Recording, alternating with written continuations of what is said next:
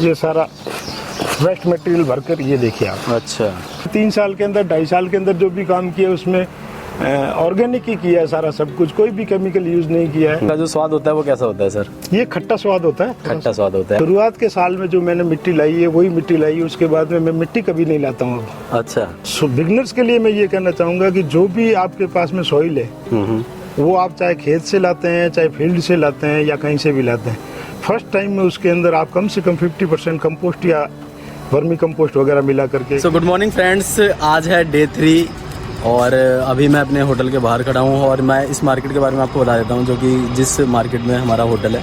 ये जो मार्केट है ये रेलवे स्टेशन जो बाड़मेर का है उसी रोड पर बिल्कुल सामने है, और पूरी की पूरी रोड पे आपको हर तरह की दुकानें मिल जाती हैं बाड़मेर में। तो जो भी सामान चाहिए होता है बहुत ही इजीली अवेलेबल हो जाता है, और पूरी की पूरी सिटी है, तो यहाँ पे कोई ऐसा सामान नहीं है जो आपको ना मिले, तो सारी चीज़ें मिल जाती है। तो अभी हम रेडी होकर खड़े हैं, आनंद जी का वेट कर रहे हैं। आनंद जी हमें लेने के लिए आने वाले हैं, तो यहाँ से वो ऐसी सब्जियाँ हमें लेके जा रहे हैं। यहाँ पे हर तरह की सब्जियाँ उगाई गई हैं, तो हम वहाँ पे जाके देखेंगे कि किस किस टाइप की सब्जियाँ उगाई गई हैं, और बाड़मेर की सॉइल में आखिर यहाँ पे कौन सी ऐसी सब्जियाँ हैं जो कि अच्छे से ग्रो हो पाती हैं। तो स्टार्ट करते हैं फ्रेंड्स, आज का दिन शुरू करते हैं और चलते हैं सभी जगह।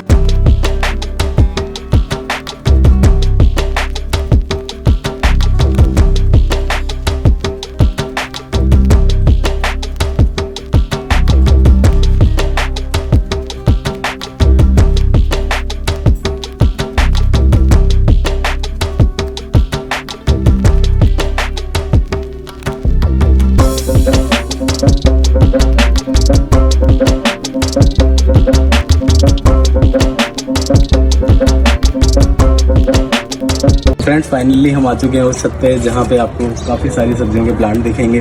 तो हमारे साथ हैं गणेश अग्रवाल जी। सर नमस्कार। नमस्ते। नमस्ते, thank you so much sir हमारे चैनल पे आने के लिए। धन्यवाद आपको यहाँ पर आने के लिए। सर का व्यापार भी है, जो बाड़मेर है उसके अंदर जितनी भी मिठाइयों की दुकानें हैं सभी जगह पे बॉक्सेस चाहिए होते हैं, तो उन बॉक्सेस की मैन्युफैक्चरिंग सर के यहाँ पे होती है। 90% जो बॉक्सेस बनते हैं बाड़मेर में यूज़ होते हैं मिठाइयों की दुकानों पे, वो इन्हीं के यहाँ से जाते हैं। तो काफ़ी अच्छा लगा सर यहाँ पर आके। अभी हम जो भी आपके प्लांट्स हैं सारे के सारे वो हम देखना चाहेंगे, अपने व्यूअर्स को दिखाना चाहेंगे, और जो भी प्रोसेस है बाड़मेर में सब्जियाँ उगाना, ये भी अपने आप में एक चैलेंज है। तो किस तरीके से इन्होंने स्टार्टिंग करी, क्या इनकी जर्नी रही, इन सब पे हम बातें करेंगे। सर हम आपसे जानना चाहेंगे कि आपकी गार्डनिंग जर्नी कैसे स्टार्ट हुई, कैसे आपका रुझान आया गार्डनिंग की तरफ? साहब ग्रीनरी से तो मेरे को शुरू से ही लगाव रहा है, लेकिन लॉकडाउन जब आया तब एक मतलब निकमाई हो गई थी कुल मिला के पूरे में।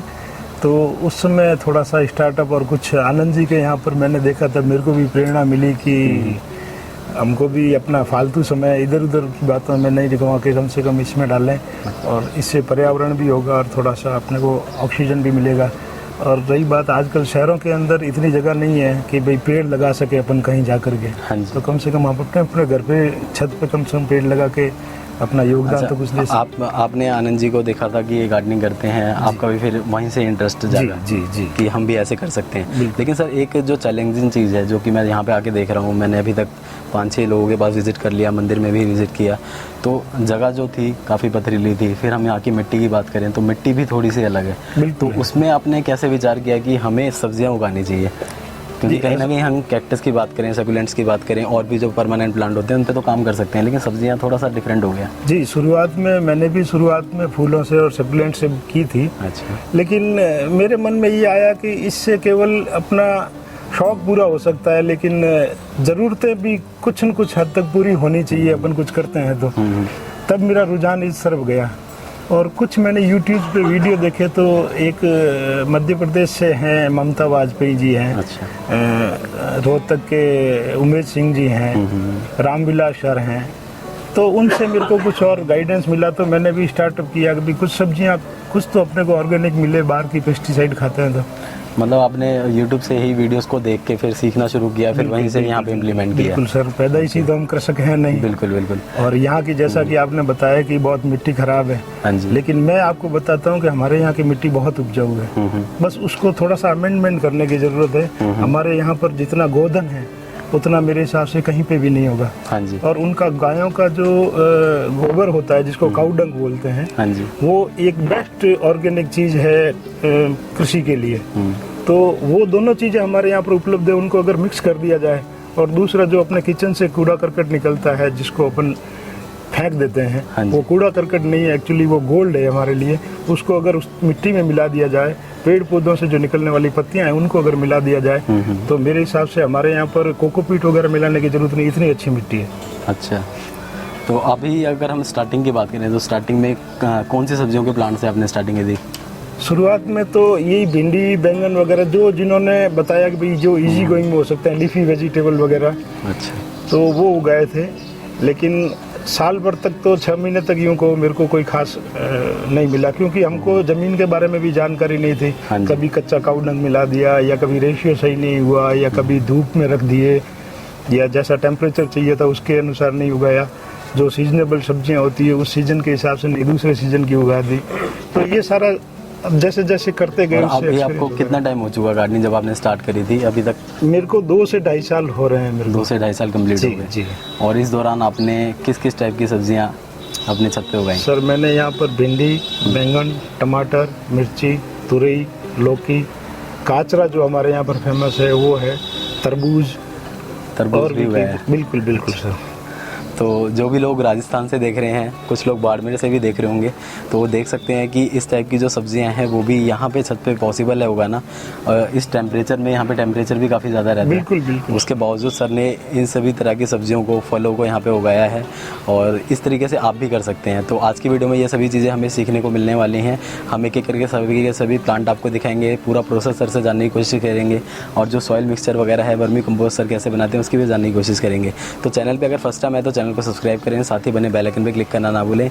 इंस्टा भी फॉलो नहीं किया तो वहाँ भी फॉलो कर सकते हैं। 1 लाख की फैमिली हम इंस्टा भी कंप्लीट करने जा रहे हैं। तो चलिए फ्रेंड्स, बिना देरी शुरू करते हैं आज की वीडियो। जी सर, आप कहाँ से स्टार्टिंग करना जी, चाहेंगे? मैंने सबसे पहले कोरोना के अंदर भिंडी और बैंगन से शुरुआत की थी। अच्छा। तो ये जैसे आज आप भिंडियाँ देख रहे हैं इसके ऊपर लगी हुई, मेरे पास 5 पौधे हैं। शुरुआत में मैंने सिर्फ 1 या 2 पौधा लगाया था, लेकिन उससे क्या ज़रूरतें पूरी नहीं होती थी। कभी 2 भिंडी, कभी 3 भिंडी मिलती थी। हाँ जी। तो उस वजह से थोड़ा सा डिसअपॉइंटेड सा रहता था। लेकिन उसके बाद में फिर जैसे जैसे नॉलेज बढ़ता गया, तो अब ये लगता है कि यहाँ पर कम से कम 4 या 5 पौधे एक चीज़ के होने चाहिए, जिससे क्या है कि पॉलिनेशन भी होता रहे हाँ जी। और अपने को घर के लायक सब्जियां भी मिलती रहे। दूसरी बात, भिंडी के पौधे के अंदर बहुत ही कम रोग लगते हैं। ज़्यादा से ज़्यादा ये वाइट इसके अंदर मिलीबग की समस्या आती है, तो उसके लिए नेचुरल नीम ऑयल और शैम्पू का स्प्रे करते हैं तो उससे साफ़ हो जाता है। साफ हो जाता है। बाकी सबसे बढ़िया पौधा भिंडी का है। जो बिगनर्स होते हैं उनके लिए मेरे हिसाब से भिंडी, बैंगन ये लगाएं तो उनको काफ़ी कम दिक्कतों का सामना करना पड़ेगा। ठीक है, और आगे चलते हैं। नेक्स्ट उसके बाद में कहना चाहेंगे? उसके बाद में आइए आप यहाँ पर, बैंगन के पौधे लगे हुए हैं यहाँ पर। अच्छा, ये बैंगन आ चुका है जी।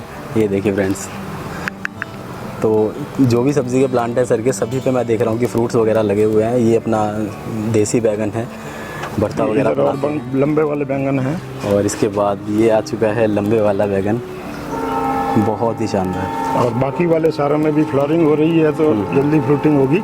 हाँ तो जी। बैंगन के पौधे भी ऐसे हैं कि इसके अंदर कोई तरह का रोग नहीं लगता है, हाँ जी। ठीक है ना। और इजी गोइंग होता है, बीज डाल दो आप, 3-4 दिन में जर्मिनेशन होता है, और बहुत ही कम खाद की अंदर ये आपको फ्रूटिंग देने लग जाता है। और एक पौधे पे कम से कम 5-10 एक टाइम में बैंगन लगते हैं। लग जाते हैं। तो ये भी आपके बिल्कुल ही जल्दी सर्वाइव करने वाला पौधा है बिगनर्स के लिए। और आपके बाड़मेर में आपने जब इसको लगाया तो काफ़ी अच्छे रिजल्ट आपको मिले? बिल्कुल बिल्कुल। और ये भिंडी और बैंगन ऐसे हैं जिनको गर्मी का माहौल ही चाहिए, और हमारे यहाँ पर टेम्परेचर केवल अक्टूबर से लगा करके जनवरी तक 3 महीने तक ही ऐसा रहता है कि भाई आप सूटेबल हो।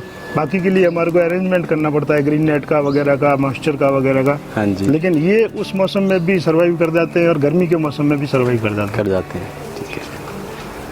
तीसरा पौधा है हमारा ये मिर्ची का पौधा है। मिर्ची के पौधे में केवल यही है कि गर्मी के अंदर भी, ज़्यादा गर्मी के अंदर और ज़्यादा सर्दी के अंदर, ये मिर्ची का पौधा और टमाटर का पौधा, 2 पौधे ऐसे हैं जो कम फ्रूटिंग देते हैं लेकिन मरते कभी नहीं है। और सबसे बड़ी खासियत बात यह है कि मिर्ची का पौधा आपको कम से कम 3 साल तक फ्रूटिंग देता है। अच्छा। बैंगन का पौधा आपको 3 साल तक फ्रूटिंग देता है। तो ये हर बार सीजनेबल होते हुए भी आपको हर बार सीडलिंग करने की ज़रूरत नहीं है। और कई बार तो बैंगन और सीडलिंग ये कलम से भी लग जाते हैं। जो आपकी कलम है उसको आप कलम से लगाएंगे तो उससे भी लग जाते हैं। ये इतने से नींबू के पौधे में फरवरी के बाद में हमारे को नींबू लगना चालू हो जाएंगे। इस बार तो नींबू नहीं है, अच्छा। क्योंकि ज़्यादा बारिशों की वजह से। सबसे बड़ी बात है, फ्रूट प्लांट हो या चाहे सब्जियों के हो, ज़्यादा पानी की वजह से क्या है कि उसके ऊपर फ्लावरिंग नहीं होती है। उसके बाद में ये ग्वारफली का पौधा है। ग्वारफली का पौधा भी हमारे यहाँ पर गर्मियों के अंदर बहुत अच्छे से सर्वाइव करता है। ये दिखता आपको रोगी है, लेकिन इसके अंदर भी आपके फलियाँ निकल रही है और अभी भी हाँ जी चल रही है। तो ये भी आप उगा सकते हैं। उसके बाद में धीरे धीरे जैसे आपका जर्नी बढ़े, उसके बाद में आप बेल के पौधे लगा सकते हो, बेलदार जिसको होते हैं। ये आपके चौला फली लगी हुई है जिसको आप बीन्स बोलते हैं। हाँ जी। ये आप देखें तो यहाँ पर छोटी छोटी बीन्स भी निकलने लगी हैं। तो अभी सर मैं देख रहा हूँ कि आपने ज़्यादातर जो अपने प्लांट है सारे के सारे ग्रो बैग में लगाए हुए हैं, और ये वाला जो है इसके लिए आपने बड़ी वाली जो हमारा टैंक होता है उसको आपने कट करके बेल वाली सब्जियों के लिए जड़ों को फैलने के लिए क्या है कि ज़्यादा गहरा नहीं, समतल वाला ज़्यादा जगह ही चाहिए। हाँ जी। इतने बड़े ड्रम में आप 2 बेल लगाएंगे तो उसके अंदर आपको बहुत अच्छा रिजल्ट मिलेगा। हाँ। ये हमारा तुरई, एक इधर तुरई भी हो रही है। ये देखिए फ्रेंड, तो तोरई भी यहाँ पे तैयार हो रही है, और ऊपर बेल के लिए आपने पूरा का पूरा बेल के लिए हमने ये मचान बना रखा है। हाँ जी। और ये हमारे इधर काचरा बोलते हैं जिसको। अच्छा अच्छा। ये अच्छा। हमारे इस बार बारिशों के बाद में ये खूब होता है। ये भी बेलदार सब्जी है। ये हमारे इधर इजी गोइंग में हो जाता है, इजीली ये लग जाता हाँ, है। इसको मचान पे बली चढ़ाए, इसको तो आप नीचे भी छोड़ दोगे तो बहुत सारे इसमें काचरे हो जाएंगे आप। अच्छा, तो इसका जो स्वाद होता है वो कैसा होता है सर? ये खट्टा स्वाद होता है। खट्टा स्वाद होता है। हाँ। तो ये आलू वगैरह के साथ बनाया जाता है फिर? नहीं, ये सिर्फ अकेला केवल ही एक है? मिर्ची के साथ में बनाया जाता है। अच्छा अच्छा। और इसके छोटे छोटे फ्रूट आते हैं दीपावली के बाद में, तो उसके तो अचार भी बनता है, बड़ा स्वादिष्ट अचार बनता है। अच्छा, बहुत ही बढ़िया। और आगे चलते हैं। इधर ये दूसरी बेल करेले की जा रही है जिसके अंदर अभी फ्रूटिंग होकर ये छोटे छोटे करेले लग रहे हैं, आप देखेंगे तो। अच्छा, ये इधर आपको करेले दिखाई देंगे। ये देखिए फ्रेंड, तो बिल्कुल नन्हे नन्हे करेले यहाँ पे लगे हुए ये हैं, तैयार हो रहे हैं और कुछ ही टाइम बाद ये भी तैयार हो जाएंगे, और इसको भी फिर सब्ज़ी वगैरह बनाई जाएगी। ये देखिए, ये आपके सामने है। तो ये जो प्लांट्स हैं सर सब्जियों के, जी, इसमें जो सॉइल मिक्सचर हमारे व्यूअर्स को आप बताना चाहें बाड़मेर के लिए, क्योंकि बाड़मेर से भी कुछ लोग देख रहे होंगे, आपको देख के इंस्पायर होंगे और वो भी सब्जियां उगाना चाहेंगे। बिल्कुल। तो बाड़मेर की सॉइल में क्या क्या मिक्स किया जाए? जी, सॉइल तो बाड़मेर की बात नहीं है, जहाँ भी जिस एरिया के हैं, मेरा तो कहना ये है कि वहाँ अपने लोकल एरिया की मिट्टी है उसी के अंदर जो पनपते हैं सबसे पहले तो उसकी ट्राई करें। हाँ जी। और बिगनर्स के लिए मैं ये कहना चाहूँगा कि जो भी आपके पास में सॉइल है वो आप चाहे खेत से लाते हैं, चाहे फील्ड से लाते हैं, या कहीं से भी लाते हैं, फर्स्ट टाइम में उसके अंदर आप कम से कम 50% कंपोस्ट या वर्मी कंपोस्ट वगैरह मिला करके, क्योंकि शुरुआत में आपके पास में खाद तो होगी नहीं, आपको कहीं न कहीं से अरेंज करनी पड़ेगी, किसी गौशाला से या किसी एग्रीकल्चर स्टोर से। तो आप 50% उसके अंदर खाद मिला करके और कुछ सूखी पत्तियां आस पड़ोस के पार्क में कहीं से नज़दीक से इकट्ठी करके उसके अंदर आप डाल करके महीने भर के लिए आप उसको छोड़ दीजिए, थोड़ा सा मॉइस्चर मेंटेन कीजिए, तो आपके पास में बहुत बढ़िया सॉइल इकट्ठी हो जाएगी। उसके बाद में तो जैसे जैसे आपको एक बार सीजनेबल सब्जियां ले ली और उसके बाद में उसी सॉइल को वापस प्रिपेयर करना है, तो आप 5-7 दिन के लिए धूप में उसको डाल दीजिए।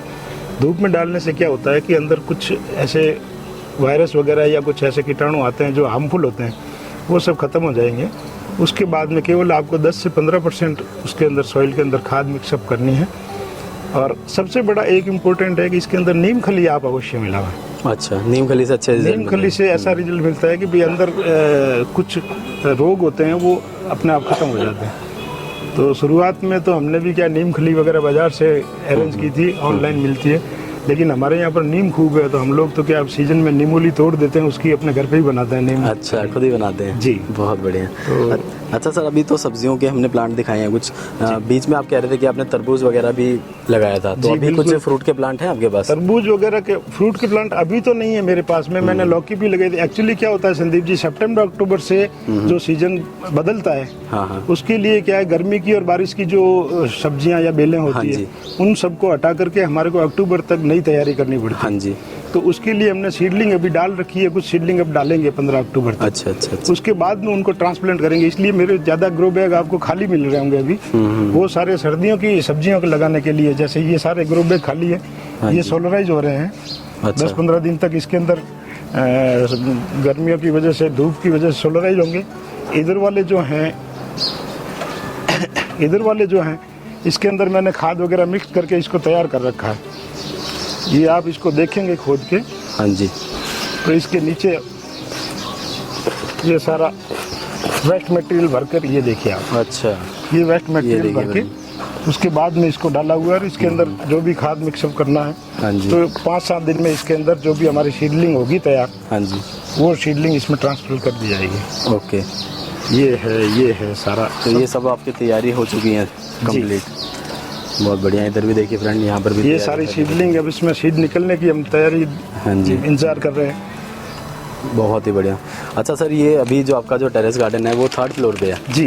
तो इतनी सारी मिट्टी, इतनी सारी जो खाद है गोबर वगैरह की, ये सब ऊपर लेकर सर आना स्टार्टअप तो एक बार कोई भी काम करेंगे वो थोड़ा चैलेंजिंग तो होगा। चैलेंजिंग रहा होगा आपके लिए। कुछ परिवार वालों की मदद मिलती है, कुछ स्टाफ की मदद मिलती है, अच्छा, कुछ अरेंजमेंट करना पड़ता है। और सबसे बड़ी बात मैं ये बताऊं संदीप जी आपको कि शुरुआत के साल में जो मैंने मिट्टी लाई है वही मिट्टी लाई है, उसके बाद में मैं मिट्टी कभी नहीं लाता हूँ। अच्छा, अब मैं केवल पार्क, हमारे यहाँ नज़दीक में हाई स्कूल में पार्क है, हाँ जी, वहाँ से हर सीजन में पतझड़ पे कम से कम 10 से 15 बोरे पत्तों के भर के लेके आता हूँ। अच्छा, तो वो पत्ते मिक्स कर देता हूँ, तो इस वजह से ये लाइट वेट मिट्टी तैयार हो जाती हाँ, है। ये देखिए ये इतनी मैं- बुरबुरी यहाँ पर मिट्टी मेरे हिसाब से यहाँ बाड़मेर में कहीं नहीं मिलेगी हाँ, आपको। यही मैं देख रहा था कि मिट्टी आपकी जो है वो थोड़ी सी इसमें अलग सब मुझे पत्तों की लगी। खाद वगैरह सब मिली हुई है। हमारे यहाँ पर जो बिल्कुल ही आती है रेतीली मिट्टी आती है, हाँ, तो वो उपजाऊ नहीं होती है। उसके अंदर या तो आप खाद मिलाइए, हाँ जी, और सबसे बड़ी बात है कि आप ऑर्गेनिक करना चाहते हैं तो आप ऑर्गेनिक मटेरियल यहाँ पर खूब है बाड़मेर में। हाँ जी, पत्तों की खाद है, काऊ डंग कंपोस्ट है, हाँ जी, किचन से निकलने वाले सब्जियों के फलों के छिलके वगैरह हैं, उनसे ये खाद बनती है। ये हमारे तैयार हो रही है। ये जो सब्जियों के छिलके वगैरह हैं, अच्छा, ये जो अपना किचन वेस्ट होता है ये सारा हाँ, अभी वो- मैं आपको बताऊंगा मेरे पास में आज की भी सब्जियों के छिलके हैं, कैसे डालते हैं कैसे नहीं करते अच्छा, हैं। अच्छा, वो भी हम तो देखेंगे। उससे ये देखिए बिल्कुल ही इसमें स्मेल भी नहीं है, हाँ। और ये खाद तैयार हो रहा है, काला सोना तैयार हो रहा कोई स्मेल नहीं है। है। ये सब सब्जियों के छिलके वगैरह हैं। बहुत तो ही ये सबसे बेस्ट खाद है और ऑर्गेनिक है पूरा 100%। और मैंने 3 साल के अंदर 2.5 साल के अंदर जो भी काम किया उसमें ऑर्गेनिक ही किया है सारा सब कुछ, कोई भी केमिकल यूज नहीं किया है। चाहे वो फूलों के पौधे हों, चाहे सब्जियों के पौधे हों, अच्छा, चाहे मेरे को शुरू में सफलता नहीं मिली, कुछ हाँ लोगों ने कहा कि DAP डाल दो, यूरिया डाल दो तो ग्रोथ मिल जाएगी। मैंने कहा नहीं, ग्रोथ चाहिए तो अपने को ऑर्गेनिक बेनिफिट नहीं है ना सर। अगर हम DAP यूरिया डाल के अगर हम उगा भी लेते हैं तो वो तो बाजार वाली बात हो गई। नहीं, लोगों का ऐसा है ना आजकल संदीप जी, एक ये रह गया कि बताते कुछ हैं हाँ, हाँ, और होता कुछ और है। हाँ जी। वो वाला सिस्टम नहीं रखता हूँ मैं। बाकी हम जो भी सब्जियां उगा रहे हैं, आप अगर हम छुप छुप अपनी- के केमिकल यूज करें और उसके बताओ हमने ऑर्गेनिक करके इतना बड़ा किया है, वो चीज नहीं होनी हाँ जी, चाहिए। हाँ जी। और सेकंड ये भी है कि जब हम ऑर्गेनिक उगा रहे हैं, ऑर्गेनिक ही खाएंगे तो वो हेल्दी है। बिल्कुल। और ये जो यूरिया वगैरह ना अनहेल्दी चीज़ें हैं सारी की सारी। बिल्कुल, इससे हमारी बिल्कुल। सॉइल भी खराब हो रही है और जो हम खाएंगे हमारा शरीर भी खराब हो रहा है। बिल्कुल सही बात। ये जैसे सदाबहार हमारे यहाँ पर होता है फ्लावर का प्लांट, अच्छा। ये तो आप अपने आप ही उग जाता है एक के बाद एक। हाँ जी। और काफ़ी बुशी है आपके पास जो प्लांट है जी। और जो पॉट आपका है ये आपने टेराकोटा पॉट बिल्कुल इसमें use 8-10 किया इंची का टेराकोटा पॉट है। है। बिल्कुल बहुत अच्छा लग रहा है। देखिए फ्रेंड कितनी अच्छी फ्लावरिंग है। ये मरवे का पौधा है, हमारे यहाँ बेसिल प्लांट का ही है। अच्छा, इसके अंदर आप केवल इतना सा हाथ लगा के आप स्मेल कीजिए, बड़ी खुशबू आती है इसके अंदर। अच्छा, मैं भी करना चाहूँगा। जी हाँ, शानदार। बहुत अच्छी खुशबू है। और इधर ये कॉक्सकॉम लगे हुए हैं, ये आप देखिए इतनी सी थैली में लगा हुआ है कॉक्सकॉम। ये और देखिए इसकी फ्रेंड, यार तना देखिए आप, बहुत यूं ही ही उग जाता है। बहुत ही शानदार। ट्रंक देखिए फ्रेंड कितना मोटा है और जो पत्तियों की जो कलर्स हैं वो काफ़ी अच्छे लगते हैं। ऊपर देखिए फ्लावरिंग बहुत ही ब्यूटीफुल। ये वाले फ्लावर्स भी काफ़ी अच्छे लग रहे हैं। अभी मैं सर 2-3 घरों पे विज़िट मैंने किया है तो वहाँ पे भी मुझे ये सेम प्लांट देखने को मिला और काफ़ी अच्छा लग रहा है। ये इधर एक चंपा का प्लांट है जिसके अंदर फ्लावरिंग हो रही है। शाम के समय इसके अंदर बहुत ही भीनी भीनी खुशबू आती है। हाँ जी, अभी भी आप इसको सूंघ के देखिए, बहुत शानदार खुशबू आती बहुत ही ब्यूटीफुल।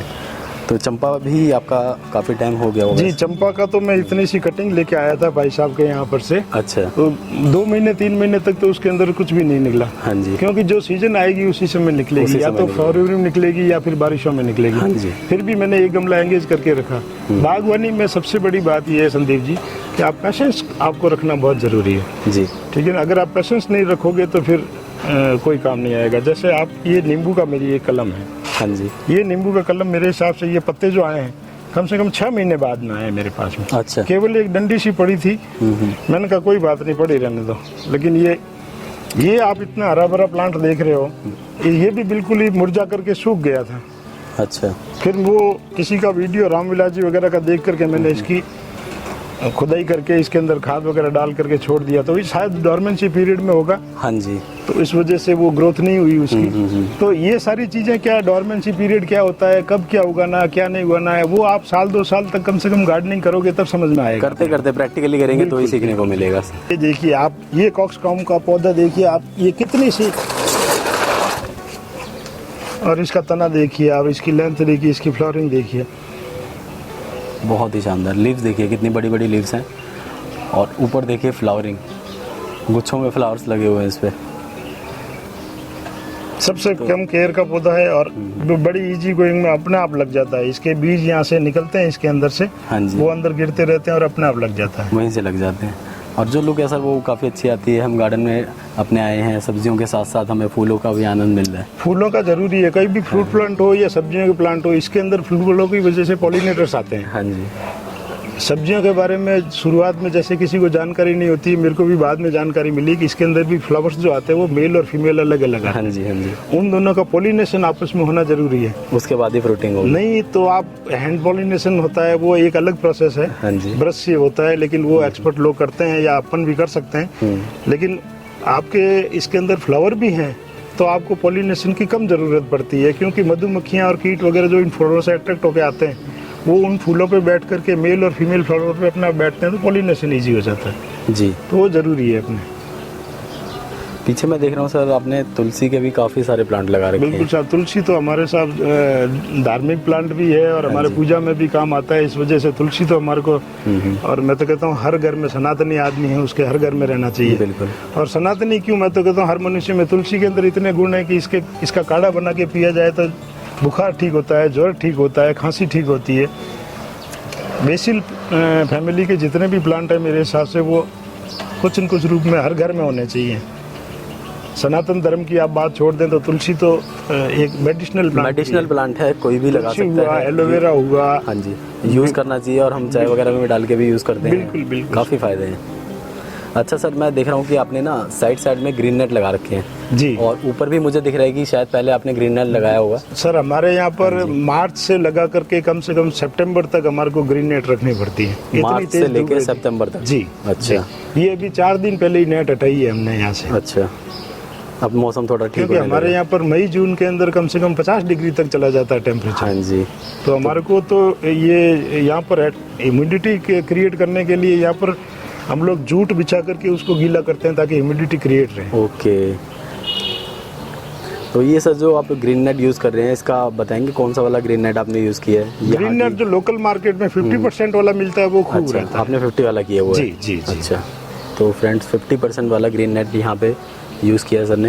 एक्चुअली मैं बार बार बाड़मेर की बात इसलिए करता हूँ कि क्योंकि लोग ये भी जानना चाहेंगे कि बाड़मेर का जो टेम्परेचर है उसके हिसाब से वहाँ पे गार्डनिंग कैसे कर रहे हैं। तो 50% वाला ग्रीन नेट आपने यूज़ किया है जी, ताकि लोगों को इसके बारे में नॉलेज मिलेगी। इधर ये मेडिसिनल प्लांट हमारा एलोवेरा लगा हुआ है।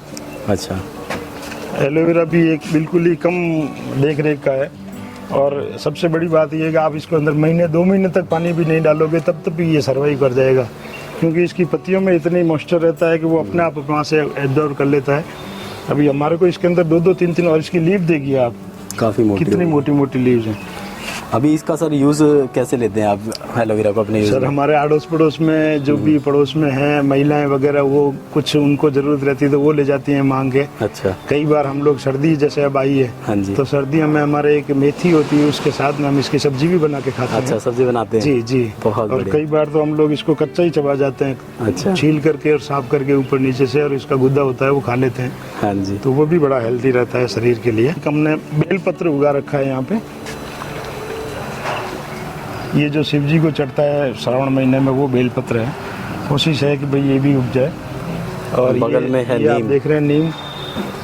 तो राजस्थान में तो काफ़ी जगह पे नीम देखने को मिलता है, बड़े बड़े पेड़ मिलते हैं। ये नीम भी एक कहानी है साहब, नीम इस वजह से लगाए हुए हैं कि हमारे एक मित्र हैं, उनके पड़ोस में इस बार कोई चक्रवात के अंदर 2-3 नीम गिर गए थे। अच्छा, तो हमारे यहाँ पर हाई स्कूल में एक नीम ऐसा है जिसकी नींबोली इतनी बड़ी होती है और इतनी मीठी होती है, तो हमने उसके बीज ला करके लगाए भी, किसी को भी कहीं ट्रांसप्लांट करना होगा तो इसको वैरायटी के।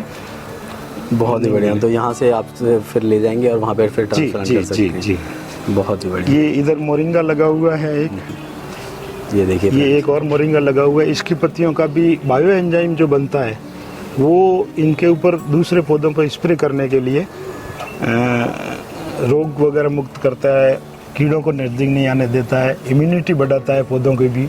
इस वजह से मैंने सोचा कहीं से अपने को लाने की बजाय अपन अपने घर में ही लगा लें। ये भी एक फ्रूट प्लांट लगा हुआ है। ये अंजीर का पौधा है सर, लगा रखा है। देखो अब क्या रिजल्ट रहता है। साल भर हो गया इसको, ये साल भर की ग्रोथ है। इधर पास में ये इस बार मैंने अंगूर की बेल लगाई है। अच्छा। अभी ये सर्दियों में तो डॉर्मेंसी में रहेगी। हाँ जी। उसके बाद गर्मियों में रिजल्ट इसका कैसा आता है। मेरा मानना है कि कोशिशें करती रहनी चाहिए, और कोशिशें करेंगे तो उससे एक्सपेरिमेंट भी मिलता है अपने को। तो YouTube पे केवल देख करके अपन खेती बाड़ी करेंगे और YouTube पे अपन पूछते रहेंगे कि सर मेरे साथ में ये हो गया, मैं क्या करूं वो करूं। इसकी बजाय आप एक पेन और डायरी रखें अपने पास में, जो जो आपके साथ में हो रहा है वो नोट डाउन करें, और रिपीट होता है तो उसको नोट डाउन करें। आपने उसके लिए क्या क्या किया है आप वो देखें, तो आपको खुद का नॉलेज होगा, तो उससे ज़्यादा आप बिल्कुल बिल्कुल। जब तक हम प्रैक्टिकल नहीं करेंगे तब तक हमें पता नहीं चलेगा कि क्या दिक्कतें आती हैं, क्या समस्याएं आ रही हैं। सभी के साथ हो सकता है एक जैसी समस्या ना आए, कुछ अलग अलग समस्याएं भी आती हैं, तो हमें हमेशा प्रैक्टिकली करना चाहिए। जी संदीप जी, एक और चीज़ मैं बताना चाहूँगा। पौधों के लिए अपने को पानी की भी ज़रूरत रहती है। तो मैंने यहाँ पर ये सेटअप कर रखा है कि मेरे यहाँ पर ये जो आप छत देख रहे हैं, यहाँ पर इसमें टीन शेड लगा हुआ है। तो पानी की टंकी मेरे को इसी लेवल पे ये लगी हुई है। तो यहाँ से अगर मैं पाइप से पानी पिलाऊंगा तो वो पॉसिबल नहीं। तब फिर मेरे को क्या है, कैन का सहारा लेना पड़ता था। ये कैन उठाने के लिए बड़ा वजनी रहता था, और वहाँ तक जाना वापस आना कम से कम 50 चक्कर हो जाते थे, तो मैं थक जाता था, कमर दर्द होने लग जाता था। अब मैंने क्या किया, एक पाइप इधर से निकलवा के वहाँ पर प्रेशर पंप की मोटर लगवा रखी है, और वहाँ टैब रखी है। टैब को वहाँ से इसको घुमा के ऐसे चालू कर देते हैं, और इसको पाइप के सारे इस फंवारे से नोजल से जोड़ दिया। अब इस फंवारे से क्या है, आप पानी पौधों को पिलाने के लिए जैसी भी आप रिक्वायरमेंट हो ये चालू कर सकते हो। इसमें इतने नोड दिए हुए हैं कि आपको बारिश जैसा चाहिए तो ये बारिश जैसा भी आता है, और पौधों को आप नहला भी सकते हो और पानी भी पिला सकते हो। इसमें झुकने की भी ज़रूरत नहीं पड़ती है, और सारी पौधों को पानी पिलाने की रिक्वायरमेंट भी।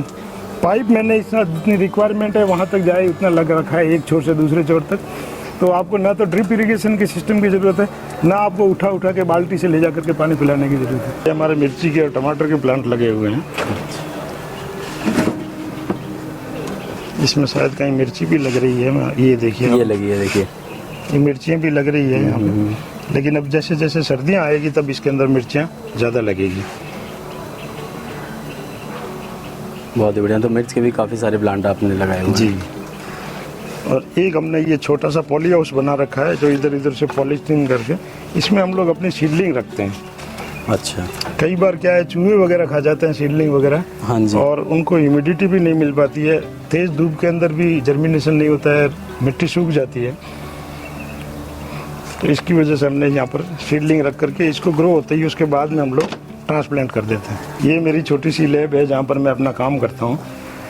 जैसे आजकल YouTube पे वगैरह होता है, सीडलिंग ट्रे मिलती है सबको। हाँ जी। वो ऑनलाइन मिलती है, उसके पैसे लगते हैं। मैंने ये जुगाड़ बना रखा है कि ये प्लास्टिक की खाली बोतलें होती है, उसको केवल पिनअप करके हाँ जी, और नीचे होल्ड करके इसको बना दिया। इसको आप सीडलिंग ट्रे बना सकते हो। Very nice, very nice. तो ये सर जो वेस्ट है उसका भी यूज़ हो गया जी, और सीडलिंग ट्रे भी तैयार हो गई है। ये देखिए, बहुत ही शानदार। मतलब कम खर्चे में आसानी हो, शुरुआत हो सके। कम से कम शुरुआत के अंदर पैसा भी लगा हुआ है, और उसके बाद में फिर आपको मोरल डाउन नहीं होगा, मोरल डाउन नहीं होगा कि हाँ कम से कम बिना खर्चे के अपना शुरुआत हो रहा है। तो हमारे यहाँ पर तो काउडंग भी फ्री में मिल जाता है, मिट्टी भी फ्री में मिल जाती है। तो इस टेबल पे ही आप एक्सपेरिमेंट करते हैं जी। और ये सारी मेरी खाद है, जो सब मेरी खुद की मैन्युफैक्चरिंग है। अच्छा। ये मिक्स खाद है, ये जुलाई में बन करके तैयार हो गई थी। ये काउडंग कंपोस्ट है। हाँ जी। ये लीफ कंपोस्ट है। सारा आपने रखा हुआ है अलग जी जी, स्टोर करके पूरा मेंशन कर रखा है जी। जब जिसकी ज़रूरत हो तब निकाल लिया जाए। जी, ये देखिए आप इस खाद की क्वालिटी देखिए, ये कोकोपीट है। मैं आपको एक खोल के दिखाता हूँ इसको। तो इसमें मेंशन है मिक्स किचन कंपोस्ट। ठीक है। पैकिंग की जो डेट है वो भी सर ने डाली हुई है 30/7, 30 जुलाई को पैक किया गया है। और अभी इसे अक्टूबर में सर ओपन करके हमें दिखा रहे हैं।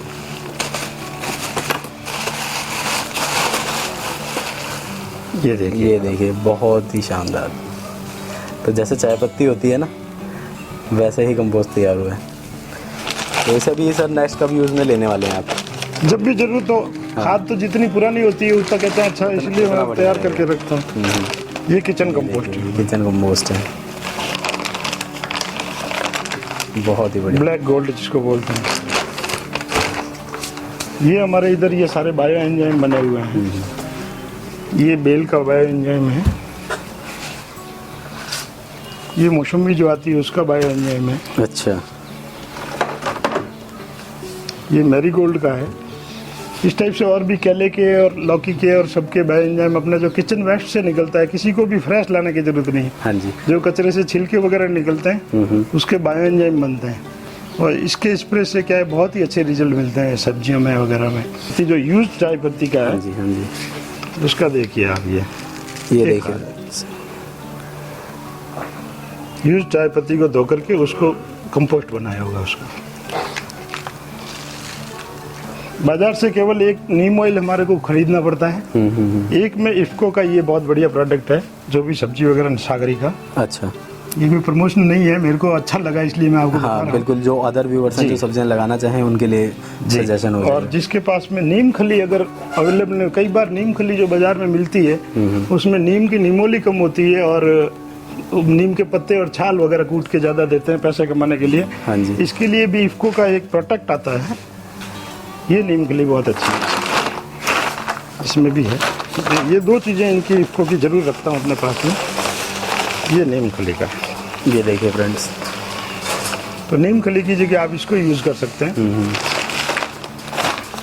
बाकी कुछ इंग्रेडिएंट्स अपने घर में होते हैं, जैसे आप हल्दी है, ये हल्दी है। हल्दी पाउडर को भी आप पौधों के अंदर डालें तो इससे अंदर रोग कम लगेंगे, इम्यूनिटी रहेगी और कीड़े फंगस वगैरह नहीं आएंगे। दूसरा, एक कोई भी आप फंगीसाइड जो होता है, चाहे इफ्को का ट्राइकोडर्मा ले लीजिए। हाँ जी। ये अपने पास में होना जरूरी है गार्डनिंग के लिए। या सांप का फंगीसाइड आता है। हाँ जी। बस इतनी चीज़ों से अपना काम हो जाएगा। दूसरा, उपलों की या हमारे यहाँ सर्दियाँ खूब पड़ती है, तब लकड़ियाँ जला के अलाव वगैरह की भी व्यवस्था करते हैं। तो उन लकड़ियों की राख जो होती है वो भी सबसे बढ़िया फर्टिलाइज़र है पौधों के लिए। उसके अंदर पोटास इतना होता है कि फ्रूट के लिए और सब्जियों के लिए वो अमृत है।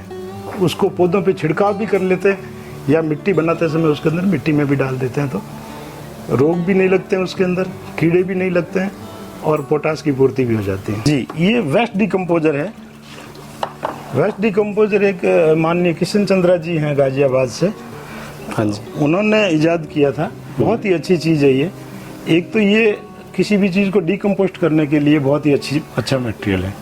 दूसरा, कुछ एंजाइम वगैरह बनाते हैं, कुछ भी करते हैं, उसके लिए बहुत अच्छा है। इसका स्प्रे वगैरह है, इसके अंदर स्मेल भी जो होती है वो इतनी खुशबूदार होती है कि मधुमक्खियों को वगैरह को, जो पॉलिनेटर्स होते हैं, उनको अट्रैक्ट करती है। ओके। दूसरा, मिट्टी को ये क्या है, कैसी भी बंजर भूमि हो, साल 2 साल के अंदर उसको बुरी बना करके उपजाऊ बना देता है। तीसरा, इसका बेनिफिट ये है कि जो भी अपन खाद वगैरह उसके अंदर डालते हैं मिट्टी के अंदर, वो कई बार खाद क्या होती है कि ज़मीन के अंदर पड़ी रहती है, पौधों को अवेलेबल नहीं होती है, क्योंकि वो उस फॉर्म में नहीं होती कि पौधे उसको एब्जॉर्ब कर सके। तो माननीय किशन चंद्रा जी के कहे अनुसार मैं बताता हूँ कि ये डालने से उस खाद को अवेलेबल फॉर्म में इसको कन्वर्ट करता था, जिसको पौधों को मिलती है। तो पौधों की स्ट्रेंथ वगैरह के अंदर आपको बहुत फ़र्क पड़ता है और ये बहुत चर्चित है। अभी किसान लोग भी इसको बहुत यूज़ कर रहे हैं। पहले जैसे आपने कभी सुना होगा, दिल्ली के आसपास जो प्रदूषण हो रहा था वो पराली की वजह से हो रहा था। हाँ जी। तो पराली को जलाते थे। अब उन लोगों ने इसको मॉडिफाइड करके और भी बेटर बना दिया है। क्यों, पराली को काट करके उसको वहीं पर कचरा बना करके उसको खेतों में फैला दिया जाता है। हाँ जी। और वेस्ट डिकम्पोजर को उसके ऊपर छिड़काव किया जाता है, तो महीने भर में वो कन्वर्ट हो जाता है, खाद कन्वर्ट हो जाता है। तो वो खाद भी मिल जाती है और मिट्टी भी उपजाऊ हो जाती है और पराली की भी जलाने की, प्रदूषण की समस्या भी कम हो गई।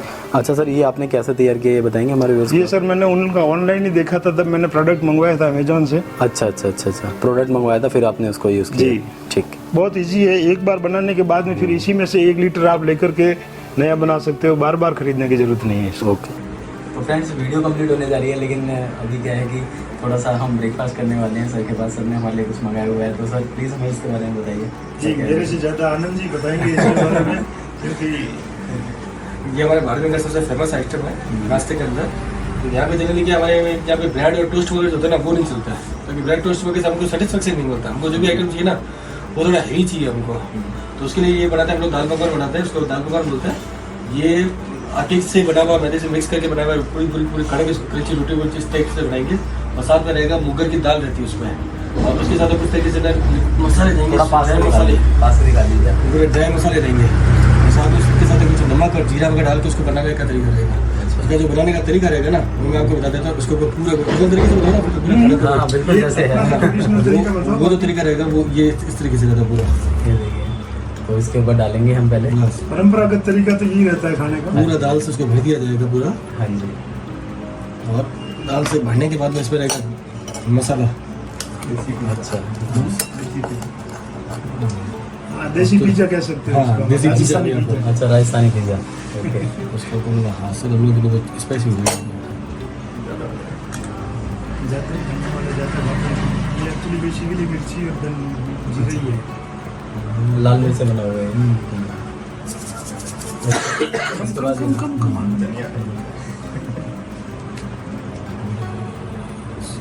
ये मसाला कौन सा इसको ये हाथ में डाल के लेके, ये भुना हुआ जीरा है। भुना हुआ जीरा, ओके। तो ये सभी चीज़ें डाल दी गई हैं। उसके बाद इसमें रहेगा आपका प्याज। सीधा कह सबसे प्याज। अच्छा, ये देखिए प्लेट आ चुकी है मेरे पास। तो अभी खाने का भी तरीका खाने का तरीका सीधा से उसके ये रहेगा। सेवला जो चीज़ है वो उसमें डाल दीजिए। अच्छा, ये प्याज आ चुकी है। हाँ ठीक है। उससे जो प्याज है पूरा पूरा से भर देंगे उसको। उसका तरीका ये रहेगा, साइड से एक हमने बैठ दिया उसको, हाँ जी। थोड़े बाद उसको मिक्स करेंगे इसी के दाल के अंदर और मसाले के अंदर। ये थोड़ा मिक्स हो जाएगा। ये मिक्स हो जाएगा पूरा, ठीक है। ये बन जाएगी उसकी चटनी स्टाइल वो बन गया। हाँ जी, हाँ जी। अब उसके बाद में पूरा उसको लगा के अच्छा, इसी से उठा के खाएंगे। बस खाइए खाइए खाइए, हाँ दिखाइए। अमेजिंग। तो इसे हम बोलते हैं राजस्थानी पिज़्ज़ा, कह सकते हैं दाल पकवान कहते हैं, और हम कह सकते हैं इसको राजस्थानी पिज़्ज़ा। तो मैं भी इसको टेस्ट करता हूँ, टेस्ट करके आपको बताता हूँ कैसा लगता है। लीजिए सर, कुछ ना करिए आज।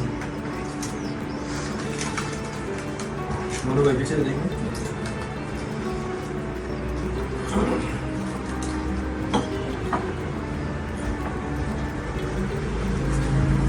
ऐसा है सर, जैसा नाम वैसा ही काम, दाल पकवान जैसे ही कहा गया है, बिल्कुल वैसा लग रहा है और बहुत बढ़िया लग रहा है।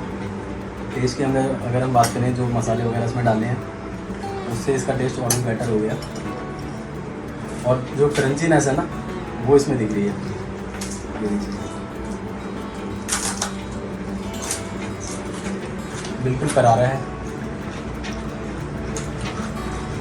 तो जब से मैं बाड़मेर आया हूँ, जिनके घर पे विज़िट कर रहा हूँ, मेरे को अलग अलग डिशें चखने को मिल रही हैं, और आज कुछ डिफरेंट मैंने टेस्ट किए हैं यहाँ पर। सो फ्रेंड्स, कैसी लगी वीडियो पसंद आए तो लाइक करना, शेयर करना, कमेंट करना।